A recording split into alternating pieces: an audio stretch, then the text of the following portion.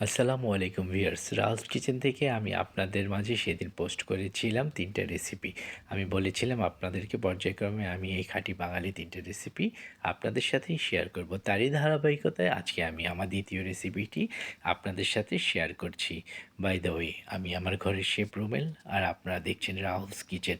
আর আজকের রেসিপি বাঁশপাতা শুটকি দিয়ে ধুন্দুল ভুনা। এই গরমে আপনি ধুন্দুল ভুনাটা খেয়ে দেখবেন আপনার শরীর এবং পেট দুটোই ঠান্ডা থাকবে। তাহলে চলুন বন্ধুরা, দেখে আসি কী কী লাগছে। আমি নিয়েছি দুটো বাঁশপাতা শুটকি, আমি মাথাটা ফেলে দিয়েছি।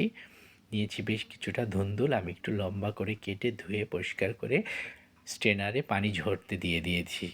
এদিকে আমি নিয়েছি কিছু কাটা বাটা মশলা এবং গুঁড়া মশলা নিয়েছি। পেঁয়াজ কুচি, কাঁচামরিচ কুচি, কিছুটা রসুন কুচি এবং সামান্য হলুদ গুঁড়া, মরিচ গুঁড়া এবং আদা রসুন পেস্ট। ভিউয়ার্স, আপনার রেসিপিটি কে কোথা থেকে দেখছেন আমাকে অবশ্যই কমেন্টে জানাবেন। আর স্বাদ মতো লবণ তো লাগছেই। আমি প্রথমে কড়াইতে কিছুটা সরিষার তেল দিয়ে নিচ্ছি, এই 3 টেবিল চামচ। এটা খুবই অল্প তেলে রান্না হবে।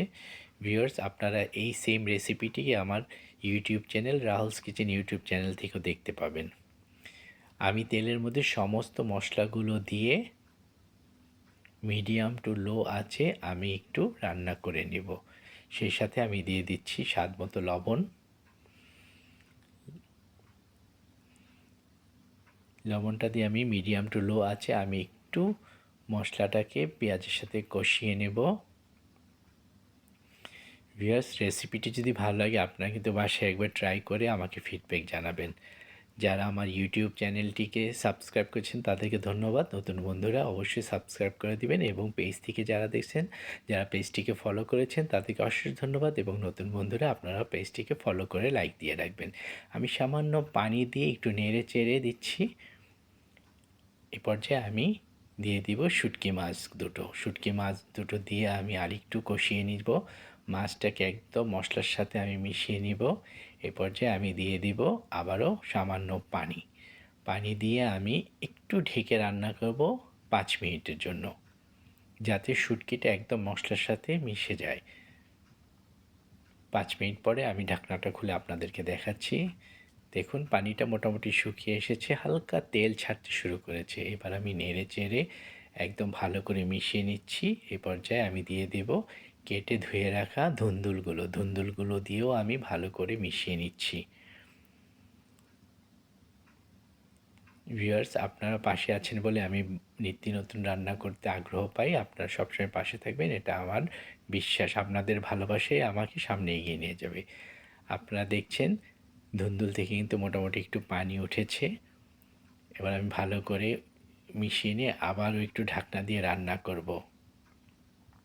আপনারা দেখছেন রাহুলস কিচেন, আর আজকের রেসিপি বাঁশপাতা শুটকি দিয়ে ধুন্দুল বোনা।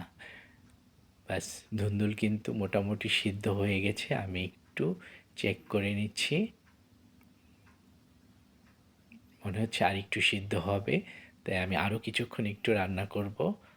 এই পর্যায়ে আমি আর ঢাকনা দিয়ে ঢাকবো না, আমি আঁচটাকে একদম স্লো করে নেড়ে চেড়ে বাকি কাজটুকু সেরে নিচ্ছি। এবার ধুন্দুলগুলো সিদ্ধ হয়ে গেছে, বাস রান্নাটাও কিন্তু আমার কমপ্লিট হয়ে গেছে। আমি মাঝখানে একটু লবণটা চেখে দেখেছিলাম, লবণটা পারফেক্ট আছে। তাহলে চলুন বন্ধুরা, এবার আমি 5 মিনিটের জন্য ঢেকে চুলাটা অফ করে দেব। 5 মিনিট পরে আমি আপনাদেরকে একটু পরিবেশন করে দেখাচ্ছি।